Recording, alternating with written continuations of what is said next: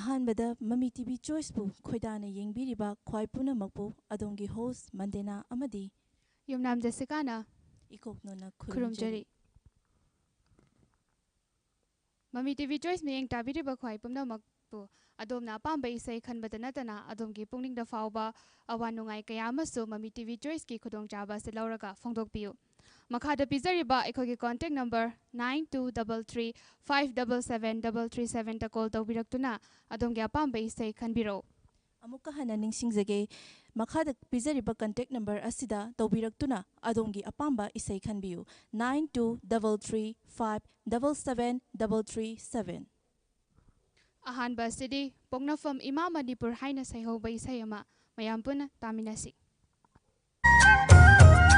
ꯄꯣꯛꯅꯐꯝ ꯂꯝꯗꯝ ꯅꯨꯡꯁꯤꯕꯤ ꯏꯔꯩꯄꯥꯛꯅꯤ ꯀꯪꯂꯩꯄꯥꯛ ꯆꯤꯡꯂꯣꯝ ꯀꯌꯥꯅ ꯀꯣꯏꯅ ꯄꯟꯁꯥꯕ ꯏꯃꯥꯅꯤ ꯀꯪꯂꯩꯄꯥꯛ ꯎꯔꯨꯞ ꯀꯌꯥꯅ ꯄꯟꯉꯥꯛꯄ ꯌꯦꯛꯁꯂꯥꯏꯒꯤ ꯍꯧꯔꯛꯐꯝ ꯎꯔꯨꯞ ꯀꯌꯥꯅ ꯄꯟꯉꯥꯛꯄ ꯌꯦꯛꯁꯂꯥꯏꯒꯤ ꯍꯧꯔꯛꯐꯝ ꯅꯨꯡꯁꯤ ꯆꯥꯟꯅꯕ ꯂꯝꯗꯝꯅꯤ ꯂꯝꯗꯝꯅꯤ ꯄꯣꯛꯅꯐꯝ ꯂꯝꯗꯝ ꯅꯨꯡꯁꯤꯕꯤ 이레이빠니 강레이빠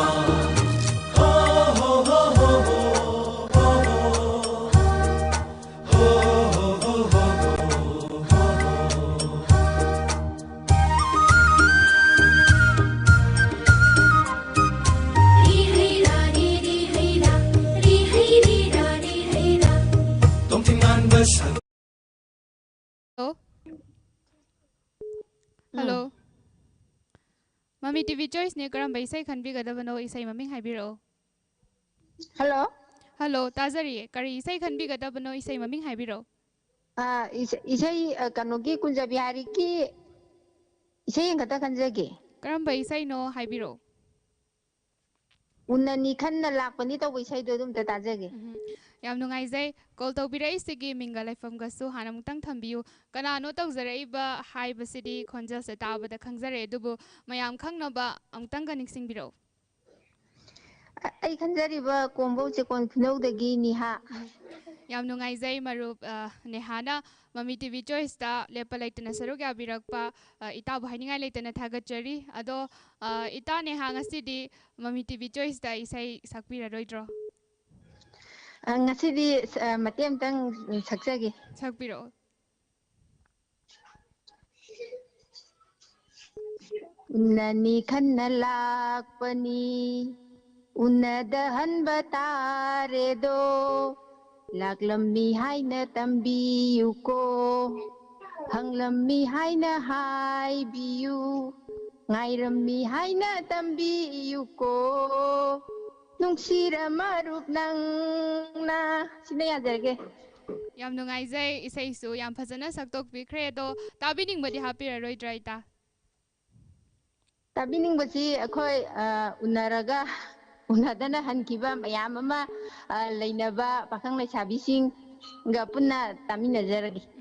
Yam nungaizai ado ita akhoi gi handak ngarang han pangthokriba taraga nipan suba Lok Sabha election se ita hoi ge domdadi kaisu thoidokpa thokidabra santi leina pangthokkhibra. Hello. Hello. Tajari. Handak pangthokriba taraga nipan suba Lok Sabha election asida ita hoigi maikai dadi karisu thoidokpa thodok thokhiba leitabra santi oina pangthokhibra madusu khajiktang thambiyu. Akhoi gi somdade thoidokpa irang thokhiba leijade. Yam nungaizai yamna chumba marik chumba paukhum pibirakpagi damakta adudi itana khanbiraiba isai ase khudol tawjarage Mami TV Choice engbidiba mayam pumnamaka taminarase.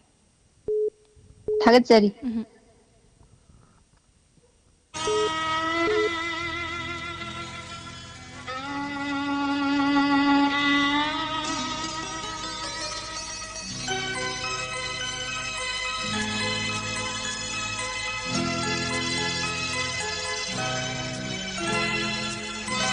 Unani khanna lakpani unadahan bat तारेदो लाक्लमी हाइना तंबियुको हंगलमी हाइना हाइबियु गाइरमी हाइना तंबियुको नुंगसिरा मारुक नंगना उननी Khanna लापनी उनदहनबा तारेदो उननी Khanna लापनी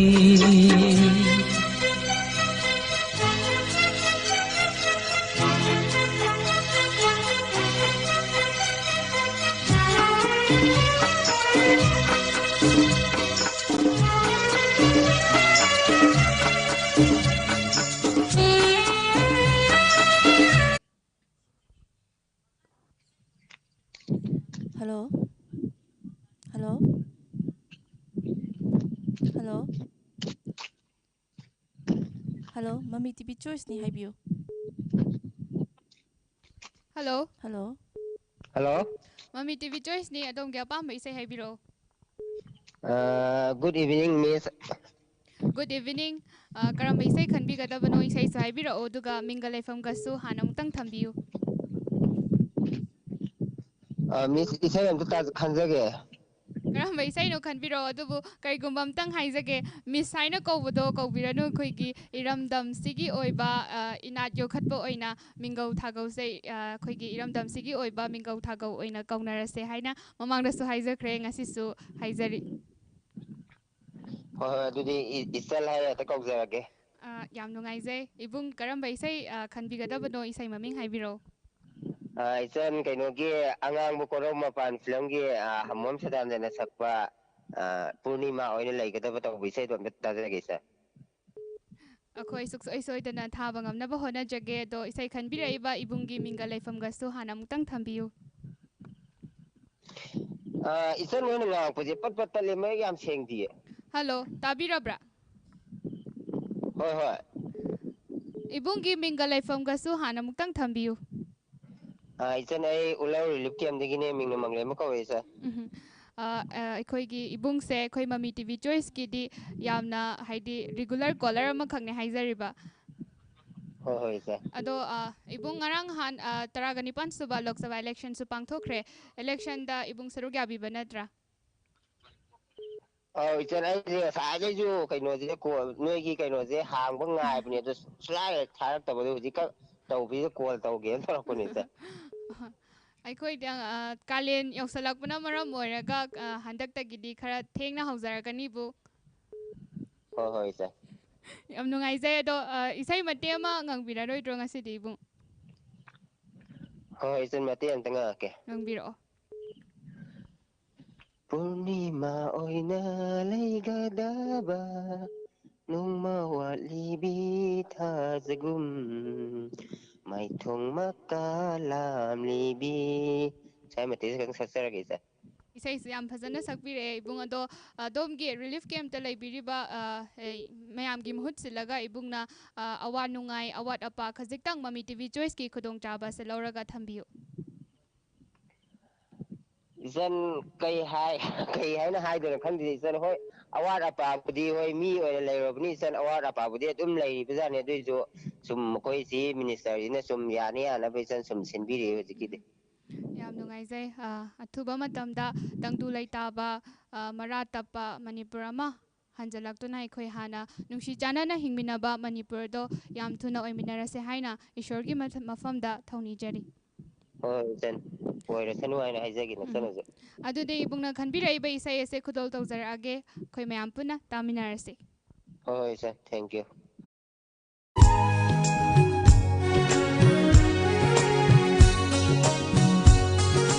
Purnima oina laigadava noma walibi thajagum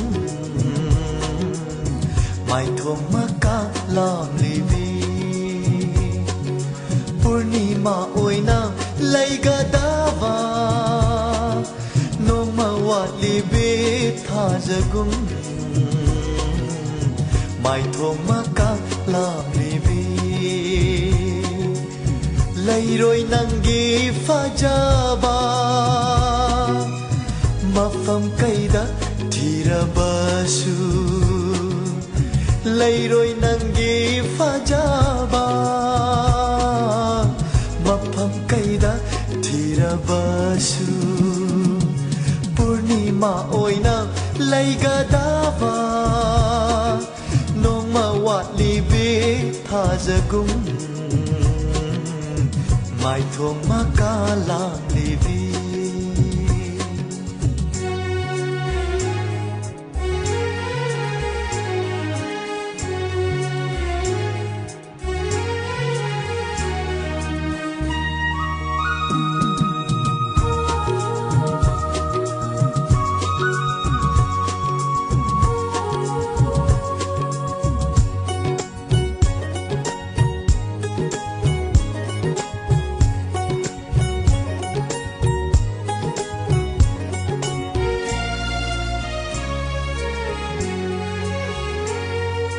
ꯅꯧꯅ ꯂꯩꯁꯥ ꯇꯝꯂꯤꯉꯩ ꯑꯣꯏꯅꯤꯡꯗꯦ ꯑꯩꯗꯤ ꯂꯩꯁꯥꯕꯤ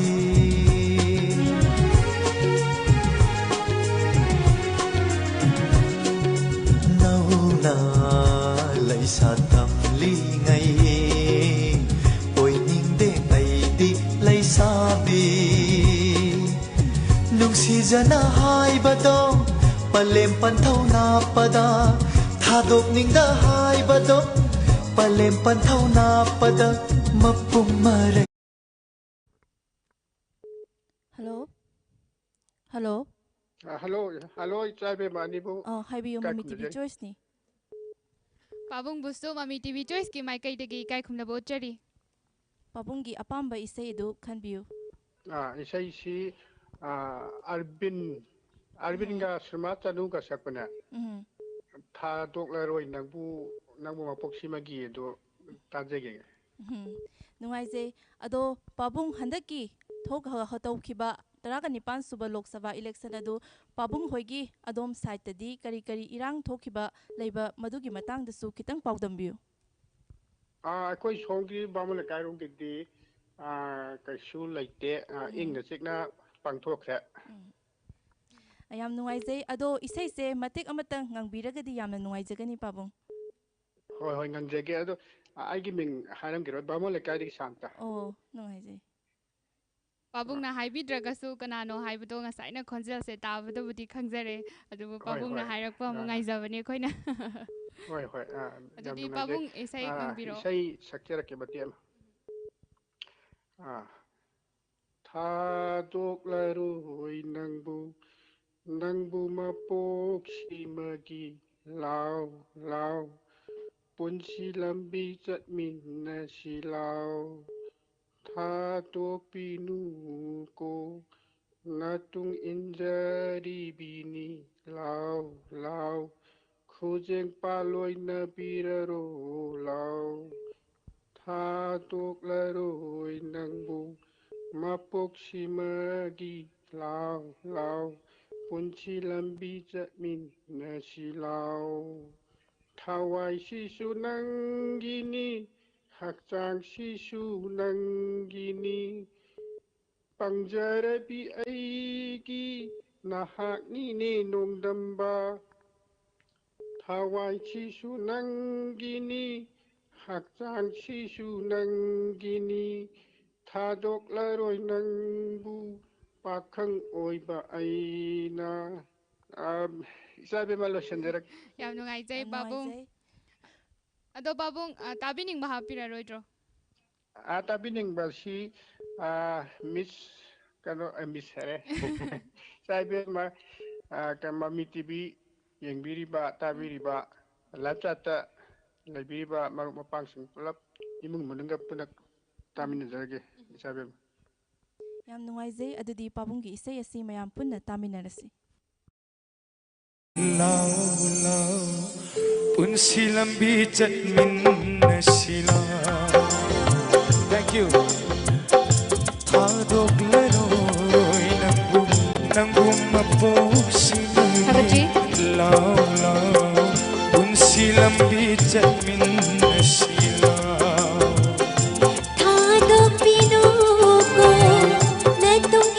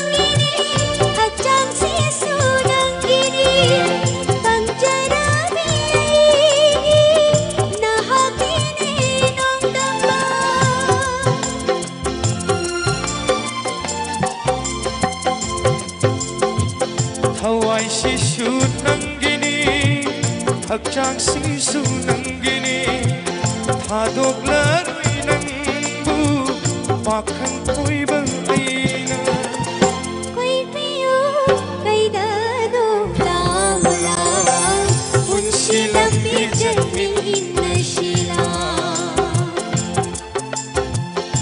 ꯊꯥꯗꯣꯛꯂꯔꯣꯏ ꯅꯪꯕꯨ ꯃꯄꯣꯛꯁꯤꯕꯒꯤ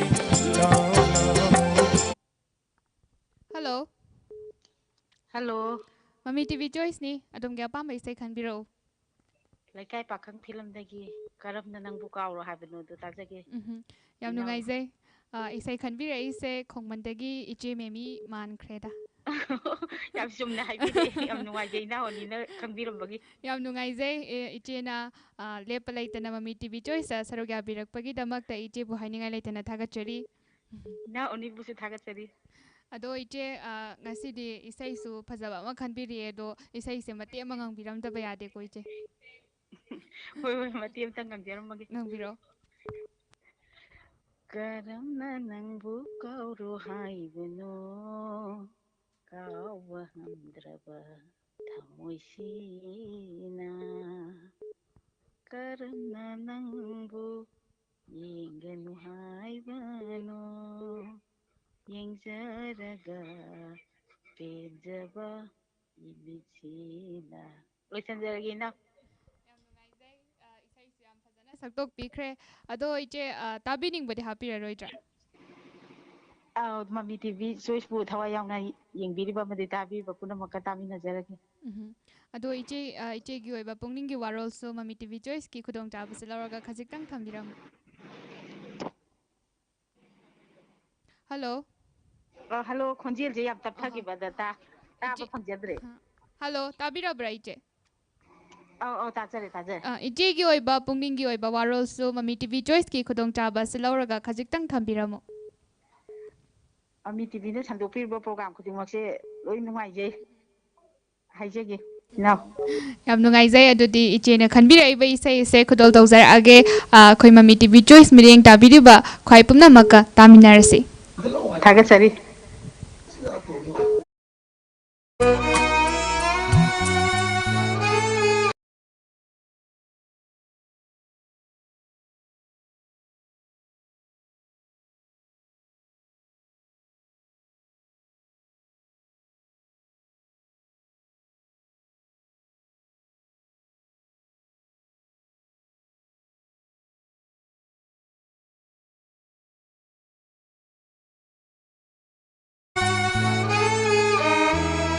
Karamna nangbu kauro haibano kauba haitraba thamui sina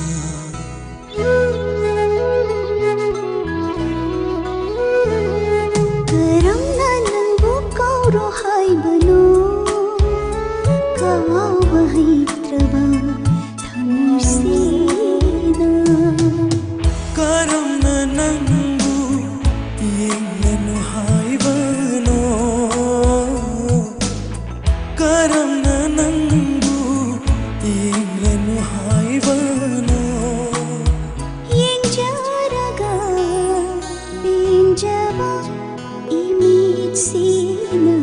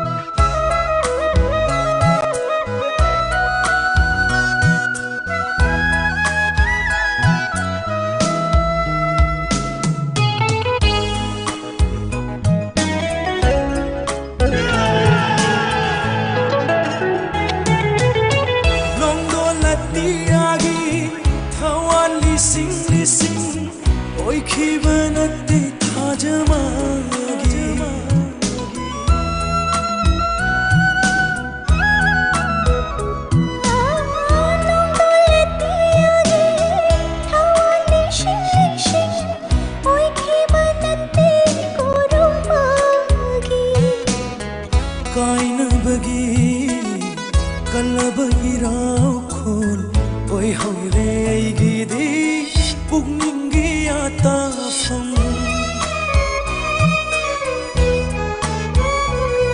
ꯀꯔꯝꯅ ꯅꯪꯕꯨ ꯀꯥꯎꯔꯣ ꯍꯥꯏꯕꯅꯣ ꯀꯥꯎꯕ ꯍꯩꯇ꯭ꯔꯕ ꯊꯃꯣꯏꯁꯤꯅ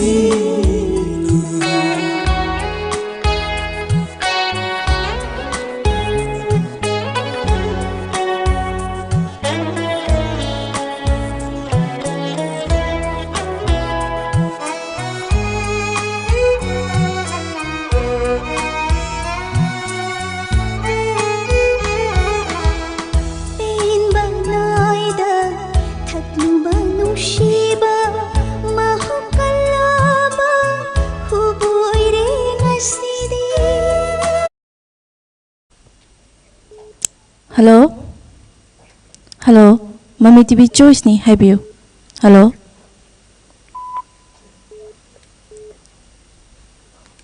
Hello? Hello? Hello? Hello? Hello?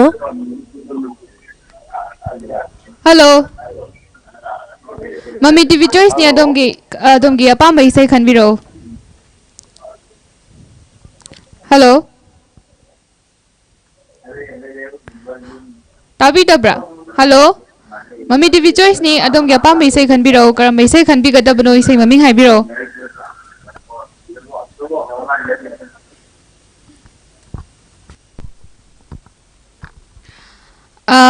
Amka hana ningsingjage aikoigi makhada pizariba contact number 9233577737 ta call tawbiraktuna adomgi apamba isai khanbirau pungningi oiba warol kaya ama Mami TV Choice ki khudong chaba se lauraga thambirau haina mayamgi mafamda haizari. Call amatang paikhatjage. Hello? Hello. Mami TV Choice ni karamba isai khanbigadabano isai maming haibiro. Manipuri gi saya mah wahai na pondok pandra basu tau tadi saya nak lagi wah. Phani phani khoi tha na ba hona jage ado isai khanbira isigi minga laifam gasu hanam tang thambiyu. Hello. Tazari isai khanbira isigi minga laifam gasu hanam tang thambiyu. Boss yang tertadri. Hello. Hello. Hello. Tabiribra. Hello. Hello. Tazari haibiro. Akoigi Manipuri wahai na pondok pandra basu tau saya nak tazari baik jalan. Yam nungaizai aikhoi tha bangam na ba hona jage ado call tawbira isigi minga laifam gasu hanam tang thambiyu. Aigi mi Yohen bako. Koi Singjang mai dagi. Ado ichalani gi mindi. Aigi mingna yumnam Jessica. Aigi mingna Mandena Chungkham. Koi ichan Mandena je ngasi nahan boiba maliko. Hoi. Skin do baje. Hoi mani. Ado ichan je kitang ano po de koi ingje mayam dusu yam tina nuai je kada ni phajoi magun ma haba kada bane bako. Yam nungaizai ado ibung haina hekta kauzarage ibung aikhoigi ibungna Mami TV Choice ta call tawbirak pasida ibungi pungning da fauba apenba pendaba kaya amasu lairamgani haina khanjai adu Mami TV Choice ki khudong chabas lauraga khajiktang thambiyu. Ai yuna di apen da thudora laitre ngasi ahan ba call ta wasida han boina call ta thambiyo si yam thik penje hai ta ni. Simai re chani be maina pet mas. Ado ibung isai se tabining bade hapira roitra. Koi tabining baje tabin akoi Mami TV ui bi ba puna makam tamin rage. Yam nungaizai maruena ichani ki tamin rage. Yam nungaizai adudi ibungna khanbira ibe isai ese khudol tawjar age Mami TV Choice meeting taminari ba khwaipamna maka taminarse. Yam nungaizai yam nungaizai.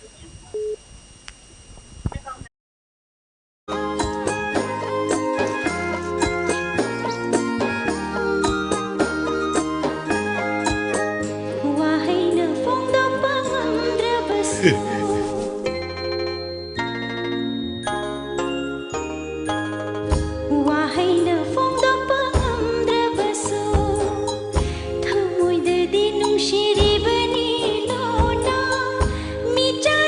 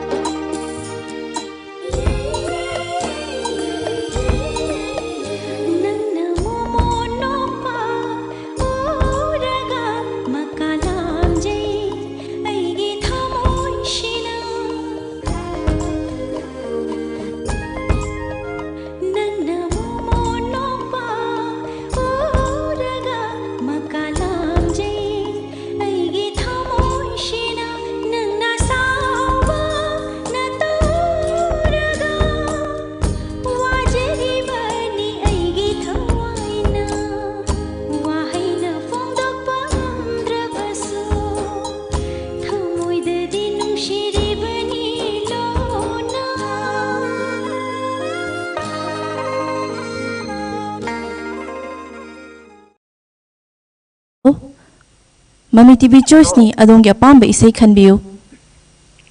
Hello? Hello? Hello? Hello? Mami TV Choice ni adongi apamba isay khanbiyu. Hello? Hello? Tabibra? Mami TV Choice ni adongi apamba isay khanbiyu. Thung Sulang na Hangadiana, City yung naman sa Kodo. Isay khanbiri basigi mingale phamga hana haibiyo. I live in district away, I can't. Ado isay se yam phajaba isay amasu khandok pire ado isay se matek amatang ngangbiramagadi yamna nuai jagani. Isay se yam phajaba isay amasu khandok pire ado isay si matek amatang ngangbiramagadi yamna nuai jagani. Aidi isay sakpa hitiye. Adudi isay se kana kanada dedicate tawningba hapiroidra. Aina dedicate tawbe isay se akogi uji Mami Choice ki phamiba aidi ina akogi yunam dedicate tawjaradi. Yam nuai jai adongi isay thajarak lage mayam punna taminarasi.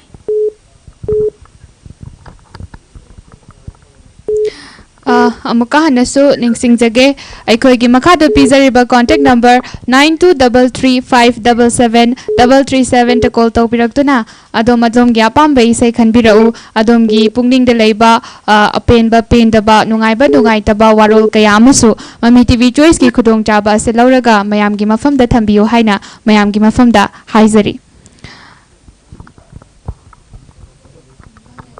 Amuka hana ningsing jage Mami TV Choice ta call tawbiraktuna adongi apamba isay khanbiyu. Call contact number 9233577337. Hojik che Joyshrina khanbiramba isay edu khudol tawjar age khoi mayam puna taminarse.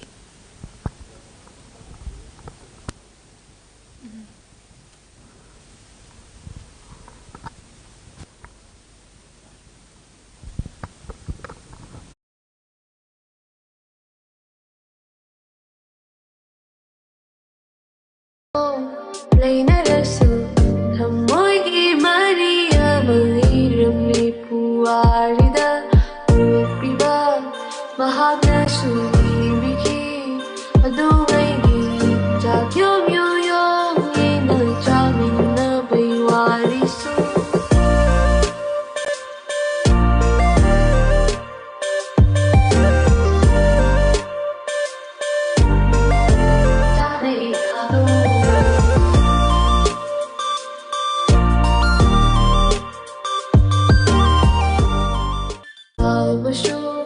Leite ng bulab na do Lainarasu thamoigi Maria Mairam ni puarida upiba mahagnasu ibiki adungaigi jagyom yoyom ina chamina baiwarisu.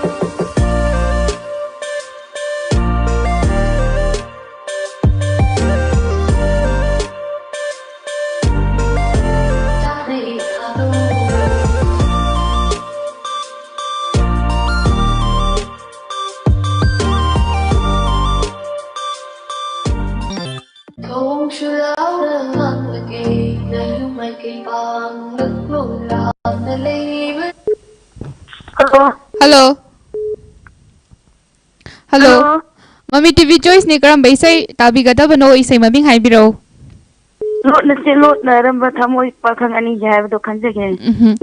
Call tawbirai sigi mingalai fam gasu hanamutang thambiu. Degi cox faidane sori iringmam. Yam nungai jai adudi ita haina kaubirabani na ita haina hekta kaujarage ita na Mami TV Choice to call tawbirakpa sarugya birakpa gi damakta aikhoi gi maikai degi ita ba hainingai leitana thagachari. Ado ita tabi ning badi happy roidra. Ai pure buje degi ai inau nupi sori kawe. Ong wase oi mina bane degi lambon degi inau nupi bidani. Sophia adagi Ita amatang hapse hoge hapiro sorry ani dang hap bijoli adagi Chingbi langan thoi imisa hina loijarage ado ita chak ising chabirabro au chadere ta kari mathel chabirage ngang kukta masa thong adudi ahawbane haina logjarage ko ita adudi itana khanbirai bai sai se khudol tawjarage yabirabro au yajere adudi itana khanbirai bai sai se khudol tawjarage tabidingi haina hapirakpa mayam pumnamaka taminarasi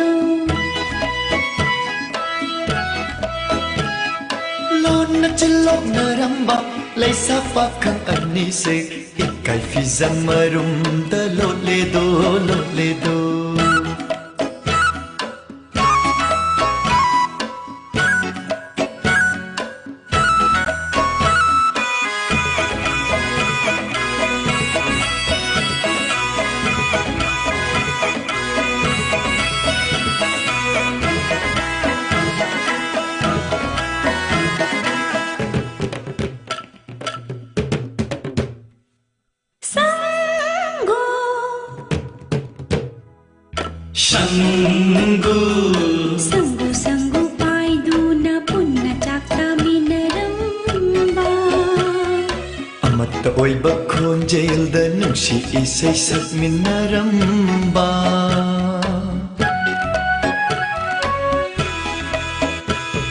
Napang sanggulat tagi na do itanandi Napang sanggulat tagi na do marunandi Nungayo nungay na palako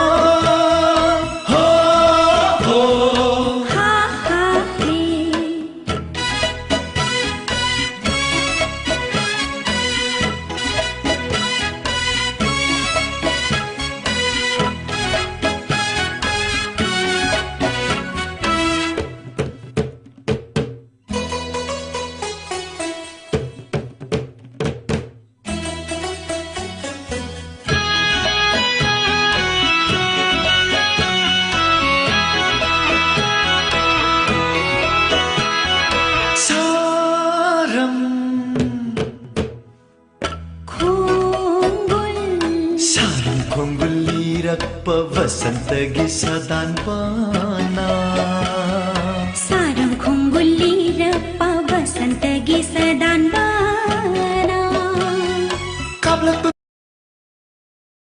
Hello Mami TV Choice ni adong ge pam bai sai khanbiu Santagi tangwa film gi isai pamna khanna gi do adong gi minga lefam ga hana muktang haibiragadi am nuai jagani Hello Hello tabibra tajari adong gi minga lefam ga hana muktang haibiu Khrai gi Nirmala ko nuai je ado isai se yam nasu phajaba ama khanbirae matek amatang ngangbiragadi yam nuai jagani isai sakodi hejadre adong thabiro ado isai se kana kana da dedicate tawning ba tabiningba kana kana hapiningba haibiu isai Mami TV Choice single ba pumta maka taminai nungai jai adudi adongi isai khudol tamjaraklage taminasi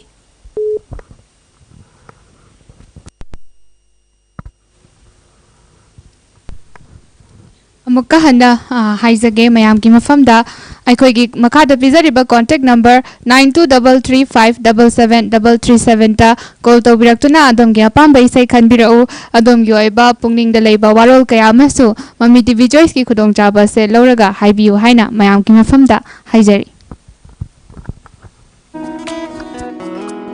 अचिप्पा हिंगी चिगला बथावलदा अचिप्पा हिंगी चिगला बथावलदा नुशीबा नन्ना करीगी वारोरीबा अचिप्पा हिंगी चिगला बथावलदा नुशीबा नन्ना करीगी वारोरीबा ओइना जबा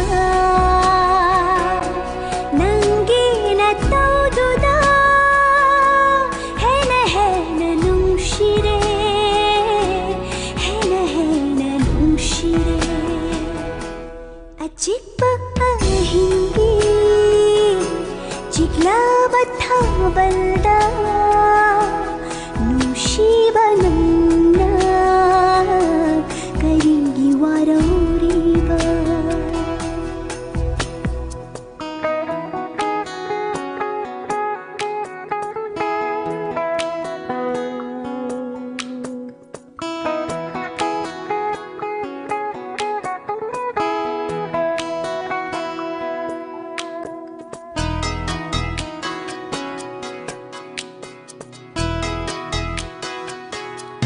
कोरोगी मांगदगी था जना जबनी नन्ना उपाली ऐना पूरीनी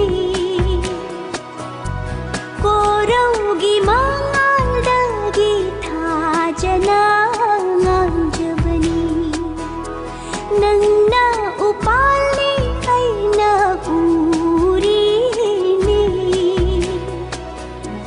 ऐना इचेली नन्ना तोरवानी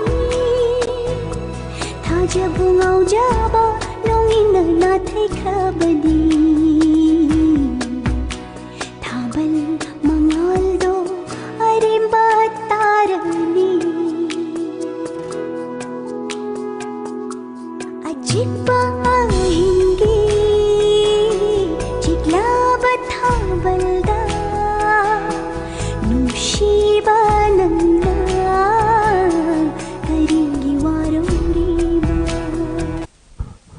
hello hello good evening good evening mummy TV choice नि करम इसे खनबिगदबनो ꯑꯩ ꯇꯣꯄꯝ ꯂꯩꯀꯥꯏꯗꯩꯅꯦ ꯑꯗꯨ ꯅꯨꯡꯁꯤꯕꯤ ꯇꯈꯦꯜꯂꯩ ꯐꯤꯂꯝꯒꯤ ꯏꯃꯥꯒꯤꯗꯤ ꯅꯨꯡꯁꯤꯕꯤ ꯇꯈꯦꯜꯂꯩꯅ ꯇꯧꯕꯗ ꯇꯥꯖꯒꯦ ꯌꯥꯝ ꯅꯨꯡꯉꯥꯏꯖꯩ ꯑꯗꯣ ꯃꯥꯏꯕꯝ ꯁꯅꯥꯇꯣꯝꯕꯤ ꯅꯍꯥꯟꯒꯩꯗꯤ ꯀꯣꯜꯁꯦ ꯃꯥꯏꯕꯝ ꯁꯅꯥꯇꯣꯝꯕꯤꯅ ꯍꯥꯜꯂꯒ ꯂꯥꯛꯄꯅꯦ ꯑꯗꯣ ꯉꯁꯤꯗꯤ ꯃꯥꯏꯕꯝ ꯁꯅꯥꯇꯣꯝꯕꯤꯁꯦ ꯈꯤꯇꯪ ꯊꯦꯡꯕ꯭ꯔꯥ ꯍꯥꯏꯅ ꯈꯜꯂꯦ ꯀꯔꯤ ꯊꯕꯛ ꯑꯆꯤꯟꯕ ꯇꯧꯕꯤꯔꯨꯕꯒꯦ ꯑꯗꯨꯝ ꯉꯁꯥꯏꯒꯁꯨ ꯇ꯭ꯔꯥꯏ ꯇꯧꯖꯩꯌꯦ ꯃꯦꯗꯥꯝ ꯍꯧꯖꯤꯛꯇꯪ ꯁꯨꯝ ꯐꯪꯕꯅꯦ ꯑꯗꯣ ꯍꯧꯖꯤꯛꯇꯤ ꯐꯪꯉꯕꯅꯤꯅ ꯃꯥꯏꯕꯝ ꯁꯅꯥꯇꯣꯝꯕꯤꯒꯤ ꯊꯃꯣꯏꯗ ꯐꯥꯎꯕꯗꯨꯁꯨ ꯈꯖꯤꯛꯇꯪ ꯊꯝꯕꯤꯌꯨ ꯑꯗꯨ ꯌꯥꯝ ꯅꯨꯡꯉꯥꯏꯌꯦ ꯑꯗꯨꯃꯥꯏꯅ ꯑꯗꯨꯝ ꯐꯪꯉꯔꯣꯏꯗ꯭ꯔꯥ ꯀꯥꯏ ꯈꯜꯂꯒ ꯐꯪꯕꯁꯤ ꯌꯥꯝ ꯅꯨꯡꯉꯥꯏꯖꯕ ꯍꯥꯏꯇꯥꯔꯦ ꯑꯗꯨꯗꯤ ꯃꯥꯏꯕꯝ ꯁꯅꯥꯇꯣꯝꯕꯤ ꯉꯁꯤꯁꯨ ꯏꯁꯩ ꯁꯛꯄꯤꯗꯕ ꯌꯥꯗꯦꯀꯣ ꯃꯥꯏꯕꯝ ꯁꯅꯥꯇꯣꯝꯕꯤꯅ ꯈꯟꯕꯤꯔꯛꯏꯕ ꯏꯁꯩ ꯑꯁꯦ ꯃꯇꯦꯛ ꯑꯃꯇꯪ ꯉꯪꯕꯤꯔꯒ ꯑꯩꯈꯣꯏ ꯃꯃꯤ ꯇꯤꯚꯤ ꯆꯣꯏꯁ ꯃꯤꯠꯌꯦꯡ ꯇꯥꯕꯤꯔꯤꯕ ꯃꯌꯥꯝ ꯄꯨꯝꯅꯃꯛꯀ ꯇꯥꯃꯤꯟꯅꯁꯤ ꯑꯗꯣ ꯍꯩꯖꯗꯤ ꯂꯥꯏꯟ ꯈꯛꯇꯪ ꯉꯪꯖꯔꯒꯦꯀꯣ ꯂꯥꯏꯟ ꯑꯃꯇꯪ ꯑꯣꯏꯔꯁꯨ ꯉꯪꯕꯤꯔꯛꯑꯣ ꯑꯩꯈꯣꯏ ꯇꯥꯒꯗꯣꯏꯒꯤ ꯉꯥꯏꯔꯒ ꯂꯩꯖꯔꯕꯅꯦ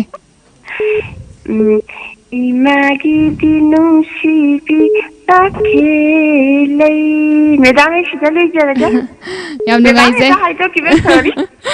ꯌꯥꯝ ꯅꯨꯡꯉꯥꯏꯖꯩ ꯑꯗꯣ ꯃꯥꯏꯕꯝ ꯁꯅꯥꯇꯣꯝꯕꯤ ꯇꯥꯕꯤꯅꯤꯡꯕꯗꯤ ꯍꯥꯞꯄꯤꯔꯔꯣꯏꯗ꯭ꯔꯣ ꯃꯃꯤ ꯇꯤꯚꯤ ꯃꯤꯠꯌꯦꯡ ꯇꯥꯕꯤꯔꯤꯕ ꯄꯨꯝꯅꯃꯛꯀ ꯌꯥꯝ ꯅꯨꯡꯉꯥꯏꯅ ꯇꯥꯃꯤꯟꯅꯖꯔꯒꯦ. ꯆꯥꯛ ꯏꯁꯤꯡꯗꯤ ꯆꯥꯕꯤꯔꯕ꯭ꯔꯣ ꯆꯥꯛ ꯆꯥꯗꯤ ꯆꯥꯛꯆꯔꯦ ꯉꯁꯤꯒꯤ ꯑꯣꯏꯅꯗꯤ. ꯉꯁꯤꯗꯤ ꯊꯦꯡꯉꯕꯅꯤꯅ ꯆꯥꯛ ꯆꯥꯕ ꯇꯣꯛꯑꯒ ꯑꯣꯏꯅ ꯀꯣꯜꯁꯦ ꯐꯪꯉꯦ ꯅꯍꯥꯟꯒꯩꯗꯤ ꯆꯥꯛ ꯊꯣꯡꯉꯤꯉꯩꯗ ꯐꯪꯕꯅꯦꯕ. ꯑꯧ ꯃꯥꯅꯤ ꯆꯨꯝꯃꯦ. ꯌꯥꯝ ꯅꯨꯡꯉꯥꯏꯖꯩ ꯃꯥꯏꯕꯝ ꯁꯅꯥꯇꯣꯝꯕꯤꯅ ꯃꯃꯤ ꯇꯤꯚꯤ ꯆꯣꯏꯁꯇ ꯂꯦꯞꯄ ꯂꯩꯇꯅ ꯁꯔꯨꯛ ꯌꯥꯕꯤꯔꯛꯄ ꯍꯥꯏꯅꯤꯡꯉꯥꯏ ꯂꯩꯇꯅ ꯊꯥꯒꯠꯆꯔꯤ ꯃꯇꯨꯡꯗꯁꯨ ꯑꯗꯨꯃꯛ ꯀꯣꯜ ꯇꯧꯕꯤꯔꯛꯎ ꯍꯥꯏꯅ ꯑꯩꯈꯣꯏꯒꯤ ꯃꯥꯏꯀꯩꯗꯒꯤꯁꯨ ꯊꯝꯖꯔꯤ. Thank you. ꯑꯗꯣ ꯏꯁꯩꯁꯦ ꯈꯨꯗꯣꯜ ꯇꯧꯖꯔꯛꯑꯒꯦ ꯌꯥꯔꯕ꯭ꯔꯣ ꯃꯥꯏꯕꯝ ꯁꯅꯥꯇꯣꯝꯕꯤꯅ ꯈꯟꯕꯤꯔꯛꯄ ꯏꯁꯩ ꯑꯁꯦ ꯈꯨꯗꯣꯜ ꯇꯧꯖꯔꯛꯑꯒꯦ ꯇꯥꯕꯤꯅꯤꯡꯉꯤ ꯍꯥꯏꯅ ꯍꯥꯏꯕꯤꯔꯛꯄ ꯃꯃꯤ ꯇꯤꯚꯤ ꯆꯣꯏꯁꯄꯨ ꯃꯤꯠꯌꯦꯡ ꯇꯥꯕꯤꯔꯤꯕ ꯈ꯭ꯋꯥꯏ ꯄꯨꯝꯅꯃꯛꯀ ꯇꯥꯃꯤꯟꯅꯔꯁꯤ 이마기디 농시비 따테레 농시 토이비 이자니 낭시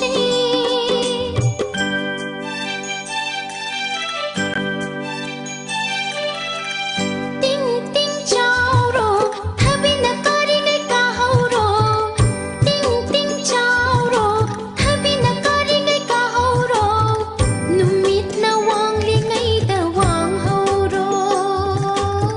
눈밑나 왕링아이다 왕하오로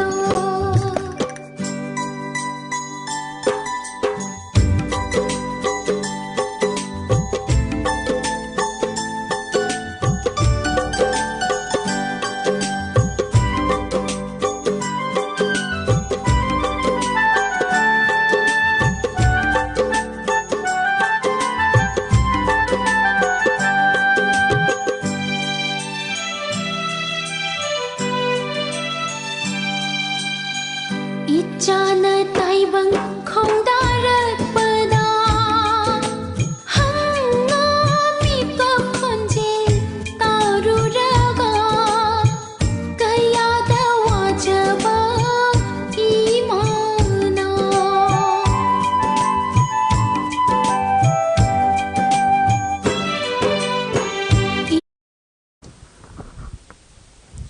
ꯆꯍꯤ ꯑꯃꯗ ꯅꯠꯇ꯭ꯔꯒ ꯊꯥ ꯇꯔꯨꯛꯇ ꯃꯁꯤꯡ ꯊꯤꯉꯝꯗꯅ ꯄꯣꯛꯄ ꯖꯤꯕꯁꯤꯡꯗꯒꯤ ꯀꯨꯝ ꯑꯃꯗ ꯑꯃꯨꯛꯇꯪ ꯄꯣꯛꯄ ꯃꯤꯑꯣꯏꯕꯅ ꯆꯤꯛꯅ ꯆꯥꯏꯅ ꯉꯝꯗꯅ ꯀꯔꯤꯒꯤꯗꯃꯛꯇ ꯃꯁꯤꯡ ꯍꯦꯜꯂꯤꯕꯅꯣ ꯑꯁꯦꯡꯕꯃꯛꯅꯤ ꯁꯦꯠ ꯁꯦꯠꯇꯨꯅ ꯆꯥꯅꯔꯕ ꯂꯝꯗꯝ ꯑꯁꯤꯗ ꯃꯁꯤꯡ ꯌꯥꯝꯃꯨꯕꯒꯤ ꯀꯔꯤꯕꯨ ꯀꯥꯟꯅꯔꯨꯒꯅꯤ ꯀꯜꯆꯔꯅ ꯉꯥꯛꯂꯧ ꯑꯣꯏꯗꯨꯅ ꯃꯤꯑꯣꯏꯕꯁꯤꯡꯒꯤ ꯍꯤꯡꯕꯒꯤ ꯋꯥꯍꯟꯊꯣꯛ ꯂꯩꯍꯜꯂꯤ ꯃꯁꯤꯅ ꯃꯔꯝ ꯑꯣꯏꯔꯒ ꯃꯁꯥꯒꯤ ꯀꯜꯆꯔ ꯇ꯭ꯔꯦꯗꯤꯁꯟꯕꯨ ꯉꯥꯛꯄ ꯉꯝꯗꯕ ꯃꯤꯑꯣꯏ ꯑꯗꯨꯗꯤ ꯁꯥꯒ ꯄꯥꯡꯈꯛꯅꯤ ꯃꯁꯥꯒꯤ ꯀꯜꯆꯔ ꯇ꯭ꯔꯦꯗꯤꯁꯟꯕꯨ ꯉꯥꯛꯅ ꯆꯠꯆꯕ ꯃꯤꯑꯣꯏ ꯈꯛꯇꯅ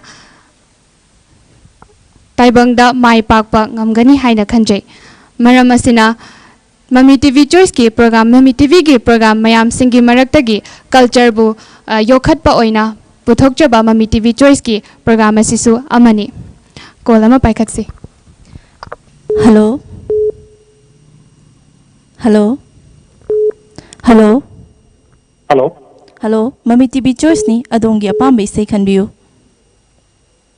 ꯍꯜꯂꯣ ꯍꯜꯂꯣ ꯇꯥꯕꯤꯕ꯭ꯔꯥ ꯍꯜꯂꯣ ꯇꯥꯖꯔꯦ ꯇꯥꯖꯔꯦ ꯃꯃꯤ ꯇꯤꯚꯤ ꯆꯣꯏꯁꯅꯤ ꯑꯗꯣꯝꯒꯤ ꯃꯤꯡ ꯇꯥꯖꯔꯦ ꯇꯥꯖꯔꯦ ꯄꯥꯕꯨꯡꯅꯦ ꯐꯣꯟ ꯇꯧꯔꯛꯏꯁꯦ ꯆꯥꯖꯣꯏꯁꯤꯀꯥ ꯌꯥꯝ ꯅꯨꯡꯉꯥꯏꯖꯩ ꯑꯗꯣ ꯁꯛꯀ ꯎꯅꯕ ꯅꯠꯇꯕꯅꯤꯅ ꯑꯩꯈꯣꯏꯅ ꯃꯤꯡꯒꯧ ꯊꯥꯒꯧꯗ ꯈꯤꯇꯪ ꯁꯣꯏꯈꯤꯕꯅꯤ ꯑꯗꯨꯕꯨ ꯋꯥꯔꯧꯕꯤꯗꯕ ꯍꯥꯏꯅ ꯑꯩꯈꯣꯏꯒꯤ ꯃꯥꯏꯀꯩꯗꯒꯤꯁꯨ ꯍꯥꯏꯖꯔꯤ ꯀꯩ ꯏꯁꯩ ꯈꯟꯕꯤꯒꯗꯕꯅꯣ ꯋꯥꯔꯧꯖꯗꯦ ꯏꯆꯥ ꯖꯦꯁꯤꯀꯥꯅ ꯑꯩꯈꯣꯏ ꯐꯝꯄꯥꯛꯇ ꯐꯝꯕꯁꯤ ꯀꯔꯤꯗ ꯆꯥꯡꯗꯝꯅꯔꯨꯅꯤ ꯑꯗꯣ ꯖꯦꯁꯤꯀꯥ ꯁꯣꯝ ꯅꯥꯀꯟꯗ ꯏꯆꯥ ꯅꯨꯄꯤ ꯑꯃ ꯑꯩꯈꯣꯏꯒꯤ ꯊꯥꯖ ꯃꯥꯟꯕꯤ ꯃꯐꯝꯁꯤꯅ ꯀꯔꯤ ꯃꯤꯡ ꯀꯧꯕꯒꯦ ꯍꯥꯏꯐꯦꯠꯇꯪ ꯍꯥꯏꯕꯤꯔꯛꯄ ꯌꯥꯒꯗ꯭ꯔꯥ ꯄꯥꯕꯨꯡ ꯅꯆꯥꯒꯤ ꯃꯤꯡꯅ ꯃꯟꯗꯦꯅꯥ ꯍꯥꯏꯅ ꯀꯧꯖꯩ ꯑꯣ ꯏꯆꯥ ꯃꯟꯗꯤꯅꯥꯁꯨ ꯀꯩꯗꯧꯅ ꯏꯆꯥꯗꯒꯤ ꯆꯣꯞꯇꯦ ꯄꯥꯕꯨꯡ ꯏꯁꯩ ꯑꯝꯇ ꯈꯟꯖꯔꯛꯀꯦ ꯇꯧꯕꯅꯤꯗ ꯈꯟꯕꯤꯌꯨ ꯌꯥꯅꯤ ꯄꯥꯕꯨꯡ ꯑꯩꯈꯣꯏ ꯈꯪꯅ ꯈꯪꯅ ꯈꯪꯍꯧꯗꯦꯀꯣ ꯍꯧꯈ꯭ꯔꯦ ꯃꯇꯝꯗꯣ ꯇꯧꯕꯗꯣ ꯈꯪꯅ ꯈꯪꯅ ꯈꯪꯍꯧꯗꯦꯀꯣ ꯍꯧꯈ꯭ꯔꯦ ꯃꯇꯝꯗꯣ ꯇꯧꯕꯗꯣ ꯏꯁꯩꯗꯣ ꯑꯝꯇ ꯇꯥꯖꯒꯦ ꯑꯗꯣ ꯄꯥꯕꯨꯡ ꯍꯥꯏꯅ ꯍꯦꯛꯇ ꯀꯧꯖꯔꯒꯦ ꯋꯥꯔꯧꯕꯤꯕꯗꯤ ꯌꯥꯗꯦ ꯑꯗꯣ ꯄꯥꯕꯨꯡ ꯈꯪꯅ ꯈꯪꯅ ꯈꯪꯍꯧꯗꯦ ꯀꯥꯏꯅ ꯏꯁꯩ ꯃꯌꯦꯛ ꯑꯍꯧꯕ ꯑꯃ ꯈꯟꯕꯤꯔꯛꯄꯁꯦ ꯄꯥꯕꯨꯡ ꯊꯥꯏꯅ ꯀꯔꯤ ꯍꯥꯏꯗꯤ ꯄꯥꯕꯨꯡꯒꯤ ꯊꯥꯏꯅꯒꯤ ꯑꯣꯏꯕ ꯋꯥꯔꯤ ꯅꯤꯡꯁꯤꯡꯉꯛꯄꯒ ꯂꯩꯕꯤꯕ꯭ꯔꯣ ꯄꯥꯕꯨꯡ ꯆꯨꯝꯃꯤ ꯆꯨꯝꯃꯤ ꯅꯤꯡꯁꯤꯡꯉꯤ ꯊꯥꯏꯅꯒꯤ ꯃꯄꯤ ꯂꯥꯏꯔꯤꯛ ꯑꯃ ꯂꯩꯔꯝꯃꯤꯗꯅ ꯁꯦꯂꯦꯞꯀ ꯄꯨꯔꯒ ꯀꯥꯡꯕꯨꯒ ꯄꯨꯔꯒ ꯏꯕ ꯃꯇꯝꯗꯣ ꯑꯗꯨꯗꯨꯒꯤ ꯁꯨꯝ ꯅꯤꯡꯁꯤꯡꯉꯛꯄ ꯍꯥꯏꯇꯥꯔꯦ ꯍꯧꯖꯤꯛꯇꯤ ꯕꯣꯏ ꯀꯣꯂꯣꯝ ꯑꯗꯒꯤ ꯑꯐ ꯑꯐꯕ ꯃꯥꯀꯔ ꯅꯨꯡꯒꯔꯅ ꯁꯤꯖꯤꯟꯅꯔꯦꯗꯅꯀꯣ ꯊꯥꯏꯅꯒꯤ ꯏꯄꯥ ꯏꯄꯨꯒꯤ ꯑꯣꯏꯕ ꯀꯥꯡꯈꯣꯡ ꯁꯦꯂꯦꯞ ꯍꯥꯏꯗꯨ ꯀꯥꯎꯈ꯭ꯔꯦꯕ ꯃꯤꯟꯅꯔꯤꯉꯩ ꯃꯇꯝꯒꯤ ꯏꯃꯥꯟꯅꯕꯁꯤꯡꯗ ꯗꯦꯗꯤꯀꯦꯠ ꯇꯧꯖꯒꯦ ꯏꯆꯥꯅ ꯑꯗꯨ ꯏꯁꯩ ꯑꯗꯨꯝ ꯈꯛꯇꯪ ꯊꯥꯕꯤꯔꯛꯑꯒꯗꯤ ꯄꯥꯕꯨꯡ ꯌꯥꯝꯅ ꯅꯨꯡꯉꯥꯏꯅ ꯄꯣꯊꯥꯖꯒꯦ Ado pabung haidi honga iba koigi la iba awon ba honga iba awon ba mayam sida thaina leiramiba thaksi khasi magda hairabasu pabung hojik leiriba thaksi khasi se di haidi thaina leirambaga yamna khetnare haina khanjai kona cha khoina adubu haidi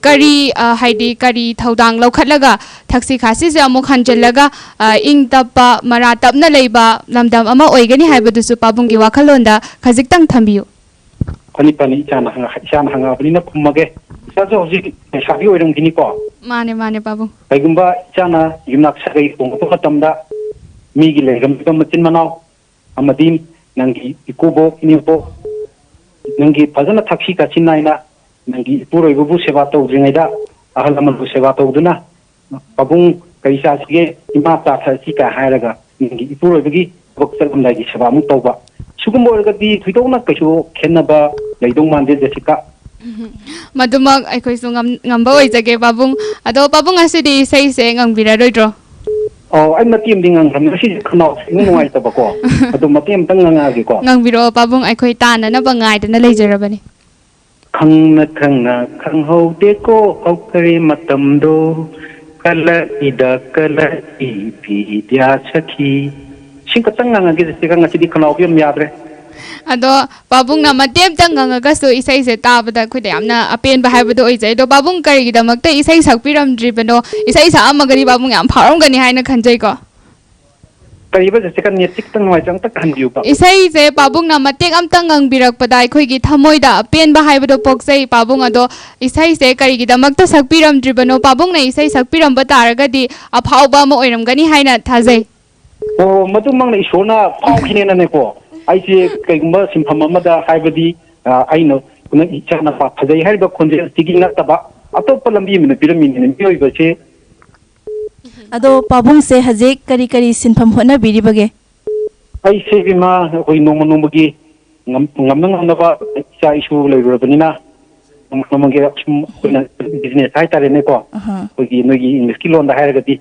da koina sum ngamna tro kai cha isu ngamna thai hai tare hai ado sei dum tang ta jage mi color mayam su leramgani ko hoi nungai je ado pabung aroi bo oina o hang amatang hangjaki ge pabung da handaki tarani pansuba lok sabha election pangthokhibi bado pabung kari ba taraga nipan suba lok sabha election pangthokhibi do pabung ho tarje ado pabung hoigi side di kari kari irang thokpa thoktaba adugi matang da su kitang pawdambiu irang si akhoi gi hoidi nauria pakhang lak pa kendra oibanina irang di thido pa legidre adubu abung hoina sum tabada lamdi 15 ga su polling hum mari di irang thokhi habadi tai adu madu laibak thibani na abung di hainingi adu thoktana inga chingna loisalamaga di hoi mahoi marai bak leiba mana bot ki habasidi ama ani thuna bada ama di dum namdoin haiba ko bon sana bada sungaire timamana ka doini timam di poho doine ani mayu na bai besidi amadi mai pak amadi mai ki boi doine bako adu khangde kolak pani hai ga doira adum tawoi tabak tok selai tawda tabak tokte khangde dei cha sa kai hai ga dono yam nungai jai pabung call tawbirapagi damakta pabung bu thagatchari pabung na khanbirakpa isai asi mayam punna taminarasi thabiro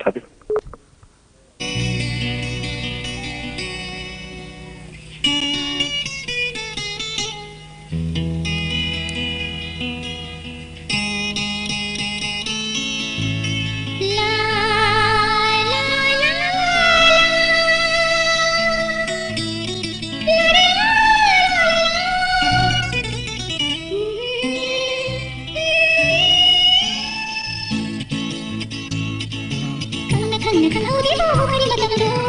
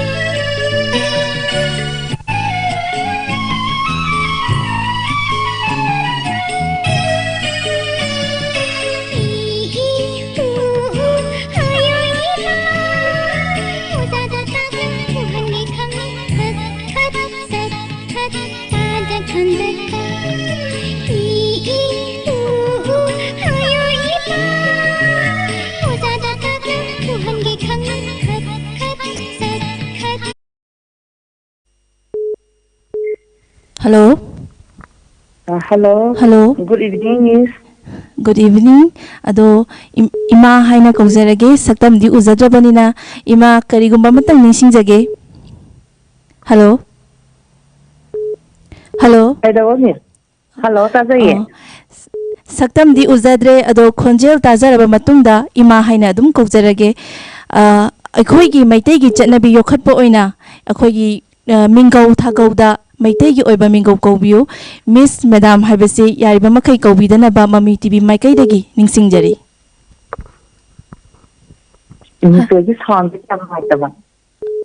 Oh, hello. Tabi Brown. Tazaye. Akhoi gi mingau se. Tabi koima. Hello. Oh. Akhoi mingau thagau se maitei gi oiba mingau thagau oina kaubiragadi yamna nungai jagani haina imagi mafamda thamjaba. Hello.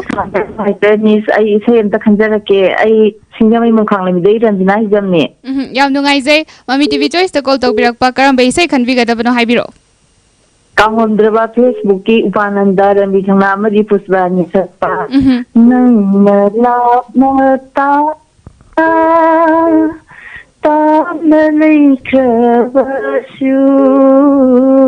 Linda Nelady, Nungsiba Nangu Inata the Layhan Dani.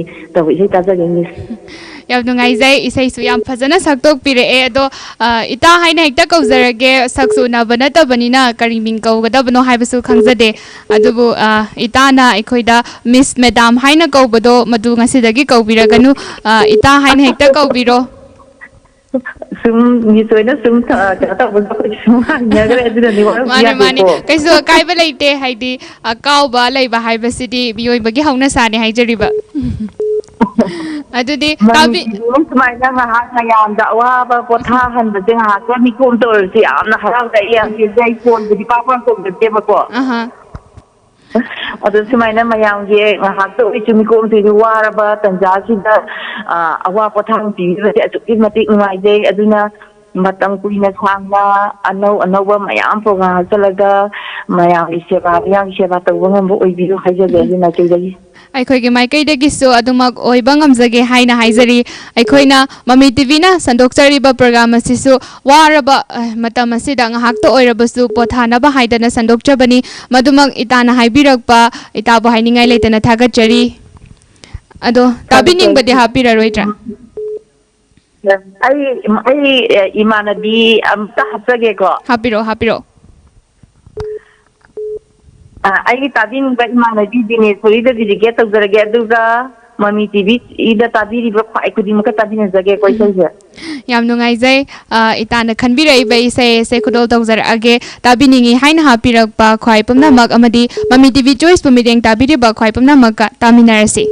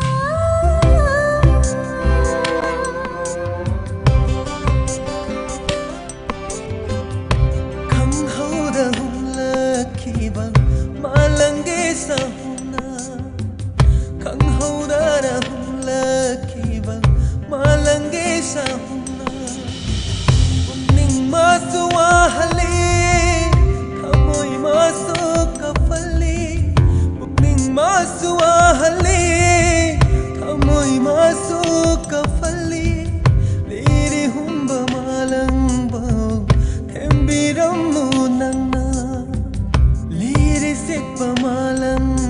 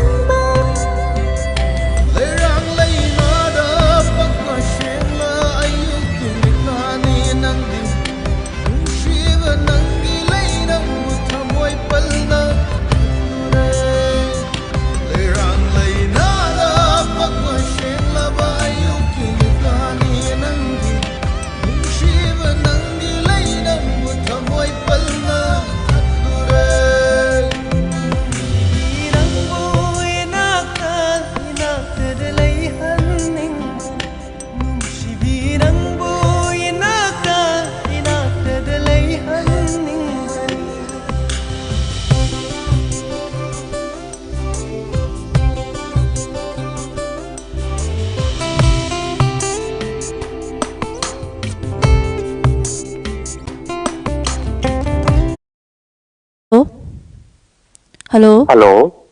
Hello. Tabibra. Hello. Oh, sorry. Oh, hi Bio. Hey, Mr. Kanjaki. Oh, I can be you. Hey, Hirokagi Kumar. Yam nuwaizay. Adongi isay du can be you. Now, when the second I quit. Khande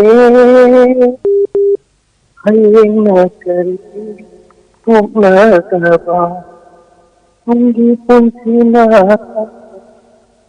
oiraka khalu bata oi nunan ba khande tumse taase gitan Yam nuwaizay ibung Kumarjit na isay sumati amang ang bir dubu ahaw bagi isay matek tu amuk tangga hana ningsing biradi amuk kahina nuwaizagani. Ngasi unari ba ikhoy se haino say hoba na boina sakpa isay aduni ko ibung na khanbirai be isay ese. Hoi tandiska. Yam nuwaizay ado ibung na ngasi Mami TV Choice to call tawbirakpa ibung gi thamoida phawba pendaba nungaitaba kaya amasu leramgani haina khanjay dubu Mami TV Choice ki khudong chaba se lawraga khajiktang thambiyu. Nungaitawati kan lai nungaizay ne sandokyo program lima mana tum thamjai ado ibung gi wanding ai ho wate kala tum jubane ba ये programme से कितना nice होगा Ibungi phone se loudspeaker thadok piraga di amutang muthat piraga amta gahan haibiro loudspeaker di TV kumba manakta leraga di khachitang lapthok piro Hello Tazare ibung na Mami TV na sandok chariba program khudimak nungai haibirakpagi damakta aikhoigi maikaidagi so ibung bo hana thagatba phangdok chari chalani tabining badi hapira roi ibung tabining the say ko staff active managing it ko mo yana bi mangasa koyen mangasa ibum san function dalam bak sana tumbak menca apin terwajib moyangsa ngari becinau mayam chika jalan iso dong jauh minar suksoi dana tajage do ibung na khanbirai bai sai khudol tawjara age tabinim hain hapirak pa mayam pumna maka Mami TV Choice bineng tabiri ba khwai pumna maka taminarsi kagat jalan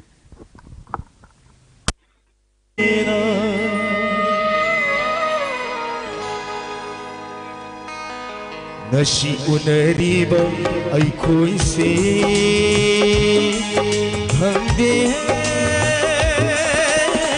hayna kari thoklagaba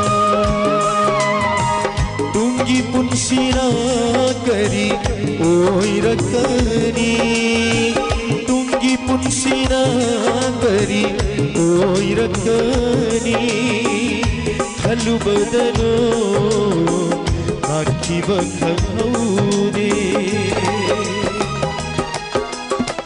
ngasi unariba aikoise khangde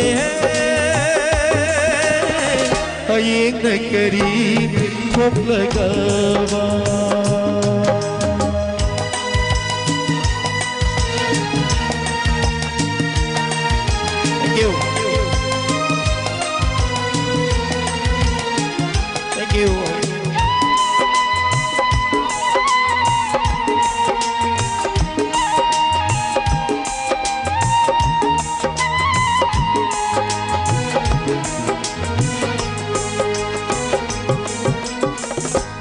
Shiragaloiraba Miyoi mapokse Naihat piramlaga Aton masikbu Nukli kanana Mikap paraga Hamoy pena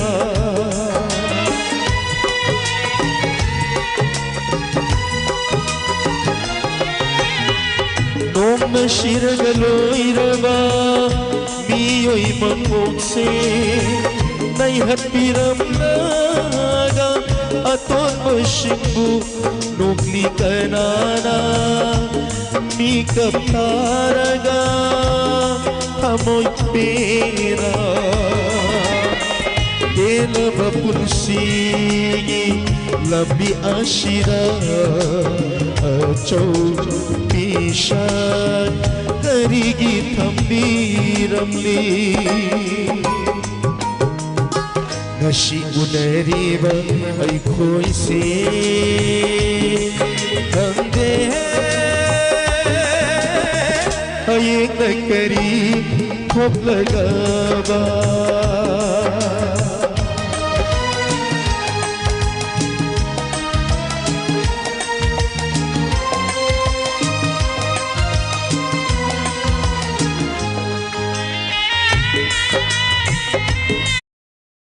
Hello. Hello. Hello. Mami TV Choice ni adongi isay khanbiyo. Hello. Idina. Phone tawbi ai jang pok tegi lasamne da.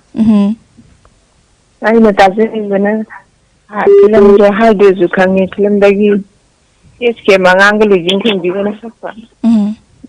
Adu isai da tajin. Isay maming do hapetang haibiragati yam nuaijagani. Hello, Langlen na hauba neba. Haubadi. Imom Langlen haina hauba.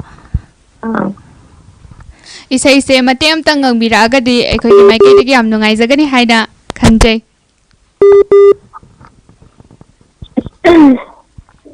Isai haidang mandre le sangi sakpadi. Adubu haide haina thoklaga ngangpa isai amatadi nate ahiba kalakarna sakpa isai dudi akhoi na thana naba sida thamdana laijarabani adubu haita haita saklakpa isai dune akhoi na yam tajaningi je.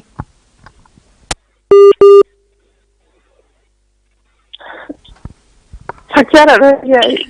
Kaisto kaiba leite ado isai khanbira ise tabining bati hapira roitraita. Kabini muje Mami TV kabiri de yingiri de puna makadam azarage. Yam nungaijai isai khanbirakpagi damakta Mami TV Choice call tawbirakpa ngasina ahanba oirabra. Ngasina ahanba ai YouTube te yengjabane ba. Ado ahanba call fangbasida itagi puningda kari phawbibage haibadusu khajiktang thambiyo. Hello. Hello. Tabibra. Ina hanba phangbanina yam haraude adu matam saangna adu yam gi seba tawba ngabiyu haje. Adumak ngamba oijage itana khanbiraiba isai se khudol tawjarage mayam puna taminarasi. Wai thakasari. Nawani.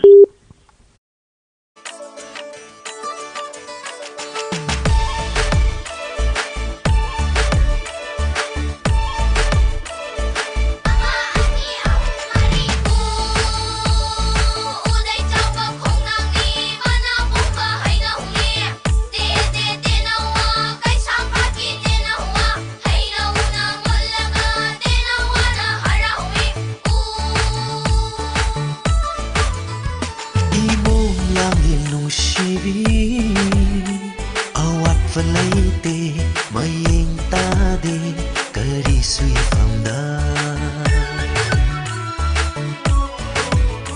이몸 랑래 눈시비 타즈군나 인라수 누밋 꿈나가루고 누밋 꿈나가루고 누밋 꿈나가루고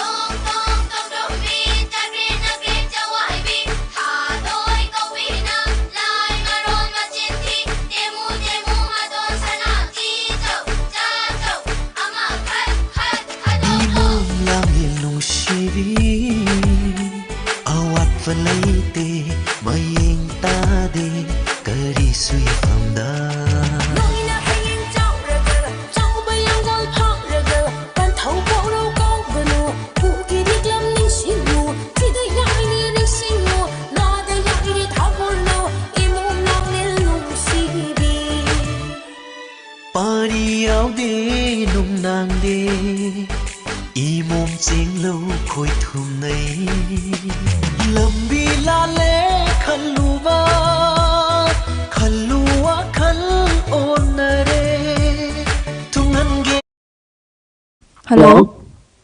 Hello. Hello. Habiyu. Mami TV choice ni. Isa yung dakhan sa kito. Oh, khanbiyu. Minga leifam ka hana mukta habiyu. Oh, ay yung may ngong ko eh. Ay tawan lagi na. Khanbiyu dong ge pambay say.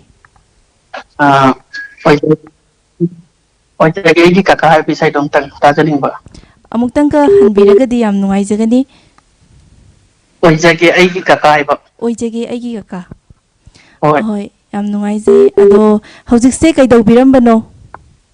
Hawjikse mami TV ki mami so siya yung garambani. Oh, chak ising di sabira bro. Oh, isa sajadri. Oh, loidri bro. Kilo ay si di ka nang so siya yung garamba. Kilo raga sa kito sa.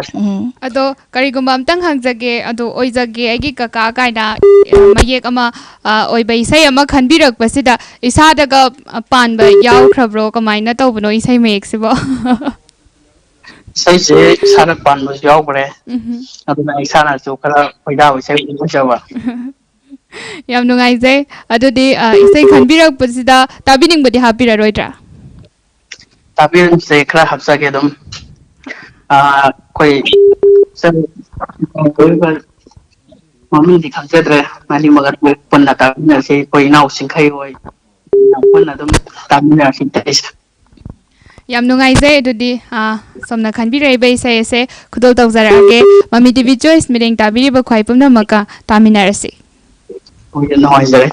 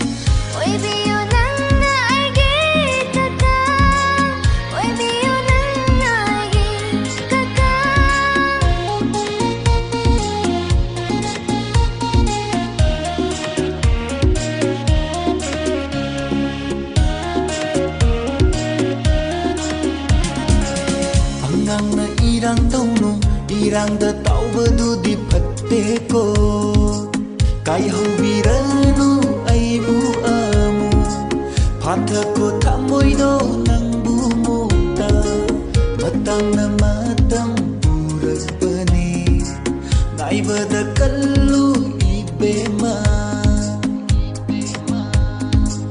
thamoida takraba nungsibaduni asemba nungsiba naibada kallu ibema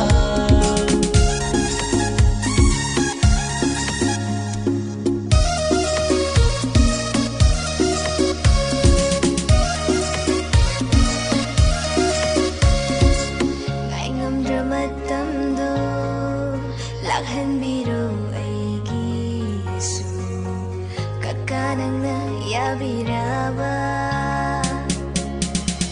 ꯂꯦꯞꯀꯅꯤ ꯑꯩꯅ ꯄꯨꯟꯁꯤ ꯆꯨꯞꯄ ꯂꯦꯞꯀꯅꯤ ꯑꯩꯅ ꯄꯨꯟꯁꯤ ꯆꯨꯞꯄ ꯑꯍꯥꯟꯕ ꯅꯨꯡꯁꯤ ꯁꯩꯍꯧꯗ ꯇꯥꯔꯗꯔ ꯑꯩꯁꯦ ꯅꯪꯒꯤ ꯀꯀꯥ ꯑꯍꯥꯟꯕ ꯅꯨꯡꯁꯤ ꯁꯩꯍꯧꯗ ꯇꯥꯔꯗꯔ ꯑꯩꯁꯦ ꯅꯪꯒꯤꯀꯀꯥ ꯑꯣꯏꯖꯔꯣ ꯑꯩꯁꯦ ꯅꯪꯒꯤꯀꯀꯥ ꯑꯣꯏꯖꯔꯣ Hello, Mami TV Choice ni karamba isai tabigadabano isai maming haibiro. Hello. Hello. Hello. Hello. Phone se network khara nungai taba mali kariguma amtang haizage madudi aikhogi makhada pizariba contact number 9233577737 ta call tawbiraktuna Mami TV Choice ki program ase busruga biu call amtang paikhatrage. Hello. Hello. Mami TV Choice ni karamba isai tabigadabano isai maming haibiro. Ai me Ranbir Thamnagi sen ta tajage bema. Ranbir Thamnagi karamba isai oirabano isai maming haibiro. Pakcheida na chomse haiba isai do tage bema. Ado call tawbirai sigi minga laifam gasu hana mutang thambiu. Ai se uipo baspati lekadagi biamane. Ima hain haita kauzarage imana last caller su oire ado imana isai se mate ama ngangbiragadi yam nungaijagani haina khali imagi pungningdagi kari haibiningi Subi taro bako la kana ai sing ti sai je khan ba lakti solomani sai je number kanu tawbada na phone number waro biba yade ima aikhogi callers adoki matik yambana mayamgi penana bohona jabada apaiba khara apaidaba khara phanghauba khara phangdaba khara haibaduni masida imana waro bidana ba aikhogi maikeidagi haijari amma hoy nungai sai taja tabining bade hapira roi droima kananta haparo ai kunda taja yam nungai jai dudi imana tabining haina khanbira iba isai ase khudol tawjar age mayam puna tamnarsi hoy thank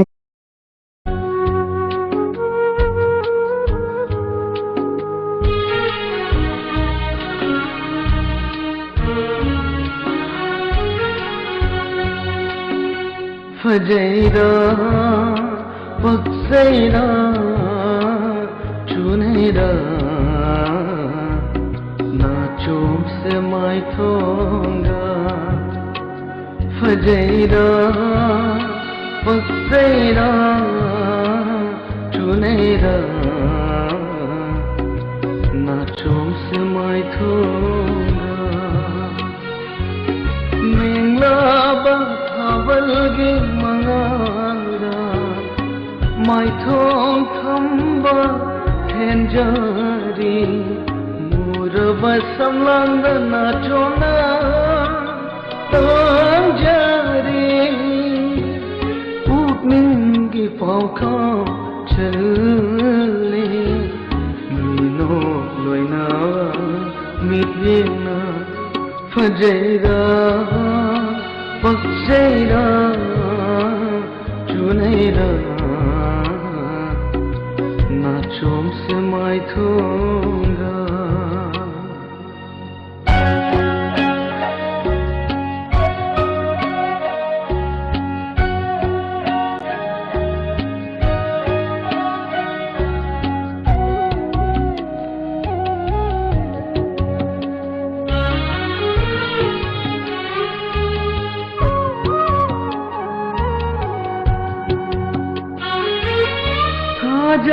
Thwana wajeri choi khine na to leichal se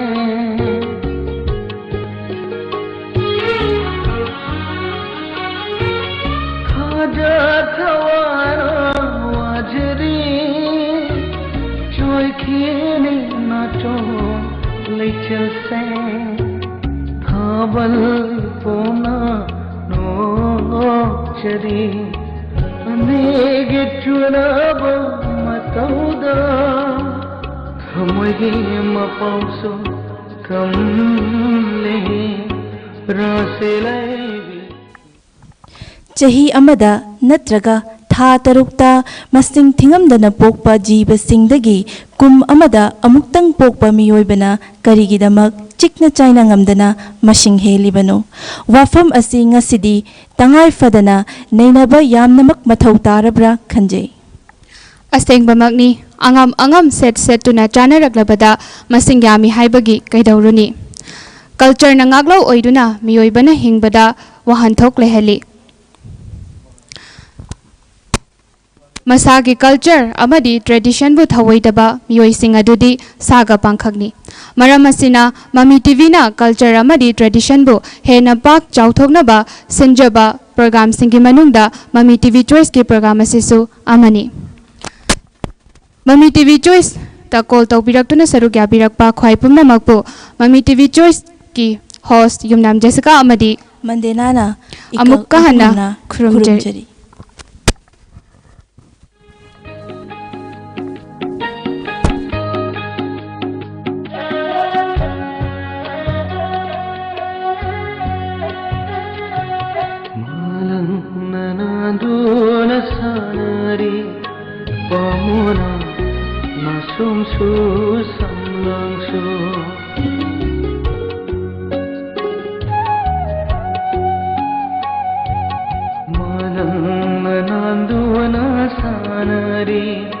Pamona na sum